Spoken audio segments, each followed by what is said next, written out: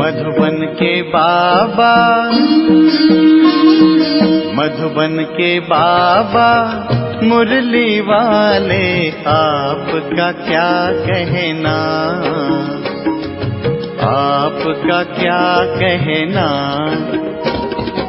ओम शांति। आज 26 जनवरी 2023।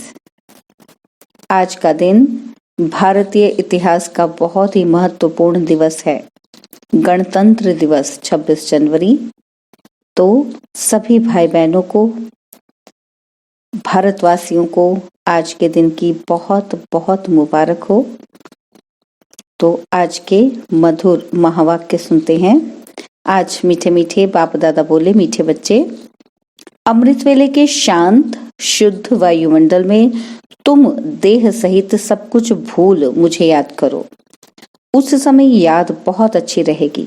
बाबा कहते, मीठे बच्चे, अमृत वेले के शांत शुद्ध वायुमंडल में तुम देह सहित सब कुछ भूल मुझे याद करो, उस समय याद बहुत अच्छी रहेगी। बाबा ने आज प्रश्न पूछा कि बाप की ताकत प्राप्त करने के लिए तुम बच्चे सबसे अच्छा कर्म कौन सा करते हो?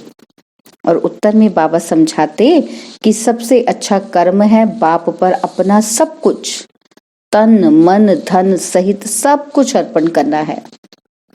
जब तुम सब कुछ अर्पित करते हो तो बाप तुम्हें रिटर्न में इतनी ताकत देता जिससे तुम सारे विश्व पर सुख शांति का अटल अखंड राज्य कर सको। तो बाबा ने एक और प्रश्न पूछा कि बाप ने कौन सी सेवा बच्चों को सिखलाई है जो कोई मनुष्य नहीं सिखला सकता? तो उत्तर में बाबा समझाते कि रूहानी सेवा। तुम आत्माओं को विकारों की बीमारी से छुड़ाने के लिए ज्ञान का इंजेक्शन लगाते हो। तुम हो रूहानी सोशल वर्कर। मनुष्य जिस्मानी सेवा करते लेकिन ज्ञान इंजेक्शन देकर आत्मा को जागती ज्योत नहीं बना सकते। यह सेवा बाप ही बच्चों को सिखलाते हैं। ओम शांति। भगवान उवाच, यह तो समझाया गया है कि मनुष्य को भगवान कभी भी नहीं कहा जा सकता। यह है मनुष्य सृष्टि और ब्रह्मा विष्णु शंकर है सूक्ष्म वतन में। शिव बाबा बाप, विनाशी शरीर का बाप तो विनाशी है, ये तो सब जानते हैं। पूछा जाता है कि तुम्हारे इस विनाशी शरीर का बाप कौन है और आत्मा का बाप कौन है? आत्मा जानती है में रहते हैं। अभी तुम बच्चों को देह अभिमानी किसने बनाया? देह को रचने वाले ने। अब देही अभिमानी कौन बनाता है? जो आत्माओं का अविनाशी बाप है। अविनाशी माना जिसका आदि मध्य अंत नहीं है। अगर आत्मा का और परमात्मा का आदि मध्य अंत कहें तो फिर रचना का भी सवाल उठ जाए। उनको कहा जाता है अविनाशी आत्मा, अविनाशी परमात्मा। आत्मा का नाम आत्मा है, बरोबर आत्मा अपने को जानती है कि हम आत्मा हैं। मेरी आत्मा को दुखी मत करो, मैं पाप आत्मा हूँ, यह आत्मा कहती है। स्वर्ग में कभी भी यह अक्षर आत्माएं नहीं कहेंगी। इस समय ही आत्मा पतित है जो फिर पावन बनती है। आत्मा पतित आत्मा ही पावन आत्मा की महिमा करती है। जो भी मनुष्य आत्माएं हैं उनको पुनर्जन्म तो जरूर लेना ही है। ये सब बातें हैं नहीं। बाप फरमान करते हैं कि उठते बैठते मुझे याद करो। आगे तुम पुजारी थे, शिवाय नमः कहते थे। अब बाप कहते हैं कि तुम पुजारियों ने नमः तो बहुत बारी किया, अब तुमको मालिक पूज्य बनाता हूँ। पूज्य को कभी नमः नहीं करना पड़ता। पुजारी नमः अथवा नमस्ते कहते हैं। नमस्ते का अर्थ ही है नमः करना। कांध थोड़ा नीचे जरूर करेंगे। अब तुम बच्चों को नमः करने की दरकार नहीं। ना लक्ष्मी नारायण नमः, ना विष्णु देवताय नमः, ना शंकर देवताय नमः। ये अक्षर ही पुजारीपन का है। अब तो तुमको सारी सृष्टि का मालिक बनना है, बाप को ही याद करना है। कहते भी हैं कि वह सर्व समर्थ है, कालों का काल अकाल मूर्त है, सृष्टि का रचयिता है, ज्योतिर्बिंदु स्वरूप है, आगे उनकी बहुत महिमा करते थे, फिर कह देते थे सर्वव्यापी कुत्ते बिल्ली में भी है, तो सभी महिमा खत्म हो जाती। इस समय के सब मनुष्य ही पाप आत्माएं हैं, तो फिर जानवरों की क्या महिमा होगी। मनुष्य की ही सारी बात है। आत्मा कहती है मैं आत्मा हूँ, यह मेरा शरीर है। जैसे आत्मा बिंदु है, वैसे परमपिता परमात्मा भी बिंदु है। वह भी कहते कि मैं पतितों को पावन बनाने साधारण तन में आता हूँ और आकर बच्चों का ओबीडियंट सर्वेंट बन सर्विस करता हूँ। मैं रूहानी सोशल वर्कर हूँ। तुम बच्चों को भी रूहानी सेवा करना सिखलाता हूँ और सब जिस्मानी हद की सेवा करना सिखलाते हैं। तुम्हारी है रूहानी सेवा। तब कहा जाता है ज्ञान अंजन सतगुरु दिया। सच्चा सतगुरु वह एक ही है, वही अथॉरिटी है। सभी आत्माओं को आकर इंजेक्शन लगाते हैं। आत्माओं में ही विकारों की बीमारी है। यह ज्ञान का इंजेक्शन और कोई के पास होता नहीं। पतित आत्मा बनी है, ना कि शरीर जिसको इंजेक्शन लगाएं।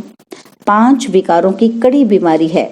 इसके लिए इंजेक्शन ज्ञान सागर बाप के सिवाय कोई के भी पास नहीं है। बाप आकर आत्माओं से बात करते हैं कि हे आत्माएं, तुम जागती ज्योति थी, फिर माया ने परछाया डाला। डालते डालते तुमको धुंधकारी बुद्धि बना दिया है। बाकी कोई युधिष्ठिर व धृतराष्ट्र की बात नहीं है, यह रावण की बात है। बाप कहते हैं मैं आता ही हूँ साधारण रीति, मेरे को विरला ही कोई जान सकता है। शिव जयंती अलग है, कृष्ण जयंती अलग। परमपिता परमात्मा शिव को श्री कृष्ण से मिला नहीं सकते। वह निराकार और वह साकार। बाप कहते हैं मैं हूँ निराकार। मेरी महिमा भी गाते हैं कि हे पतित पावन, आकर इस भारत को फिर से सतयुगी दैवी राज्य बनाओ। कोई समय दैवी राजस्थान था, अभी नहीं है, फिर कौन स्थापन करेगा। परमपिता परमात्मा ही ब्रह्मा द्वारा नई दुनिया स्थापन करते हैं। अभी है पतित प्रजा का प्रजा पर राज्य। इनका नाम ही है कब्रिस्तान। माया ने खत्म कर दिया है। अब तुमको देह सहित देह के सब संबंधियों को भूल मुझ बाप को याद करना है। शरीर निर्वाह अर्थ कर्म भी भल करो। जो कुछ समय मिले तो मुझे याद करने का पुरुषार्थ करो। यह एक ही तुमको युक्ति बताते हैं। सबसे जास्ती मेरी याद तुमको अमृत वेले रहेगी, क्योंकि वह शांत शुद्ध समय होता है। उस समय न चोर चोरी करते, ना कोई पाप करते, ना कोई विकार में जाते। सोने के टाइम सब शुरू करते हैं। उसको कहा जाता है घोर तमो प्रधान रात। अब बाप कहते हैं बच्चे, पास्ट इज पास्ट। भक्ति मार्ग का खेल पूरा हुआ। अब तुमको समझाया जाता है कि यह तुम्हारा अंतिम जन्म है। यह प्रश्न उठ नहीं सकता कि सृष्टि की वृद्धि कैसे होगी।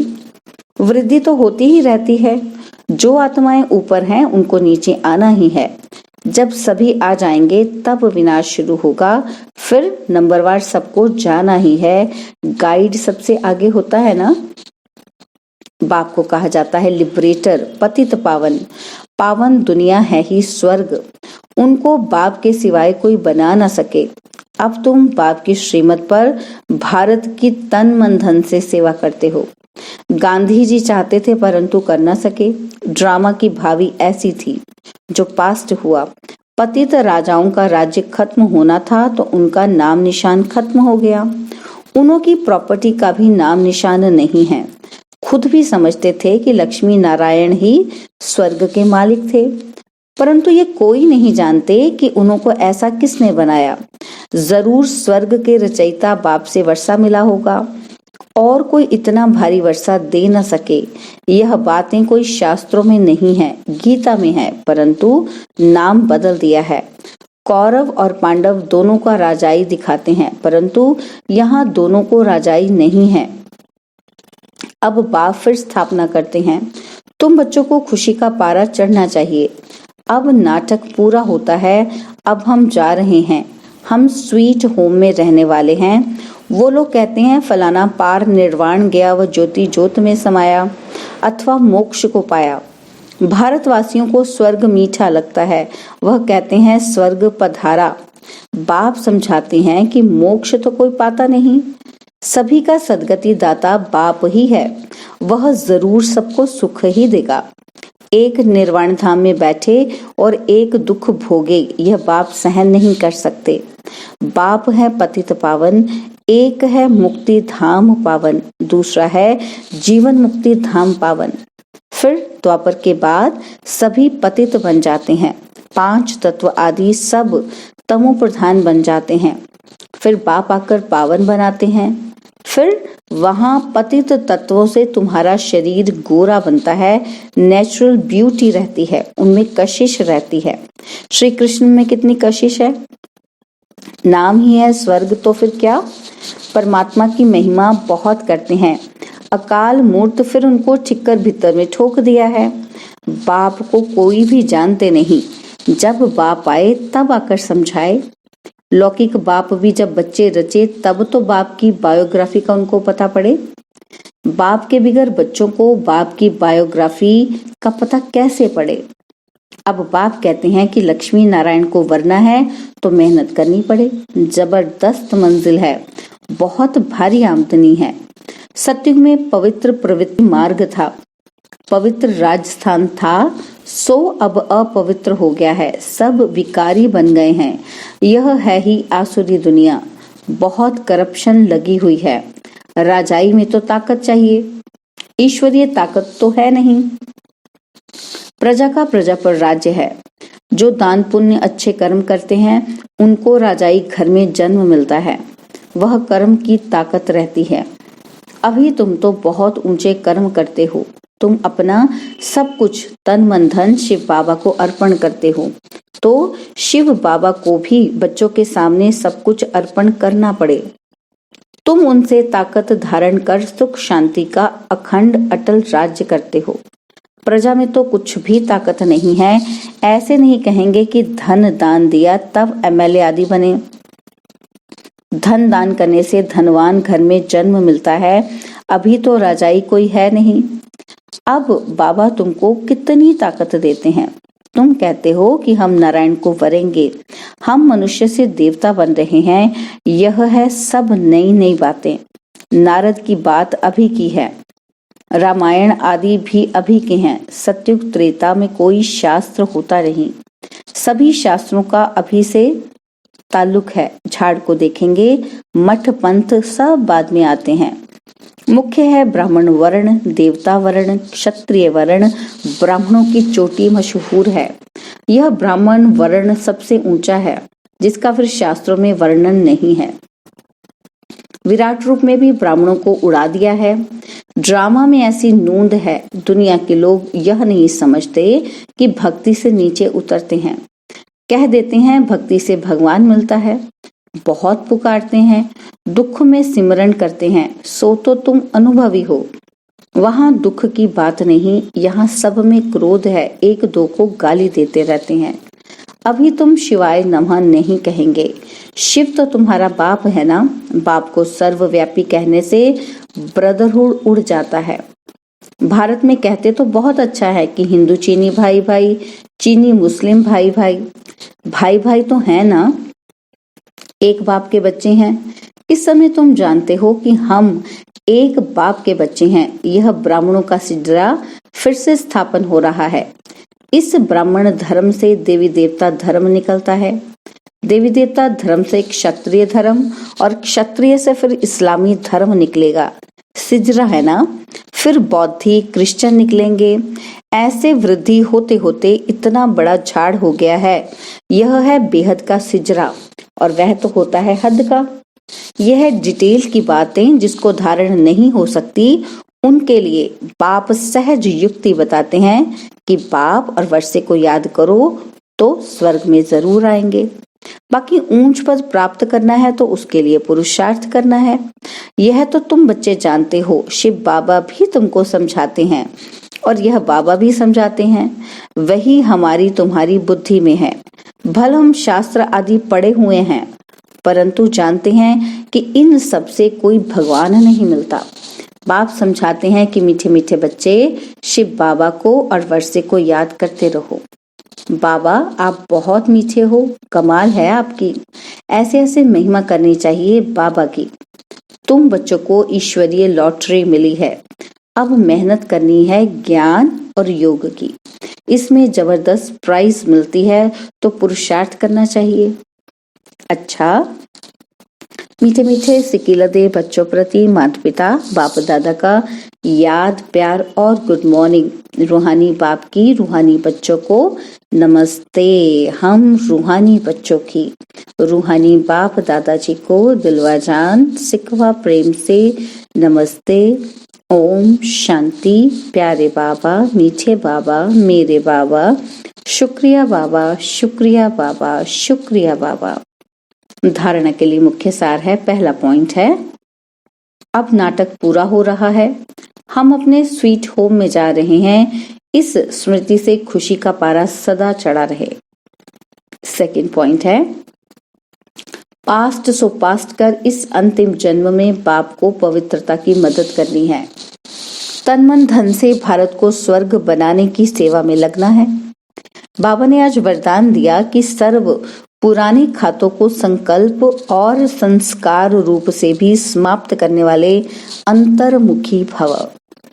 सर्व पुराने खातों को संकल्प और संस्कार रूप से भी समाप्त करने वाले अंतर्मुखी भव। बाप दादा बच्चों के सभी चोपड़े अब साफ देखना चाहते हैं। थोड़ा भी पुराना खाता अर्थात बाह्य मुक्ता का खाता संकल्प व संस्कार रूप में भी रह न जाए। सदा सर्व बंधन मुक्त और योग युक्त इसी को अंतर्मुखी कहा जाता है। इसलिए सेवा खूब करो, लेकिन बाह्यमुखी से अंतर्मुखी बनकर करो। अंतर्मुक्ता की सूरत द्वारा बाप का नाम बाला करो। आत्माएं बाप का बन जाएं, ऐसा प्रसन्न चित्त बनाओ। स्लोगन है, अपने परिवर्तन द्वारा संकल्प बोल संबंध संपर्क में सफलता प्राप्त करना ही सफलता मूर्त बनना है। स्लोगन है, अपने परिवर्तन द्वारा संकल्प बोल संबंध संपर्क में सफलता प्राप्त करना ही सफलता मूर्त बनना है। ओम शांति। और अब यह एक बहुत अच्छी वीडियो भी जरूर देखें।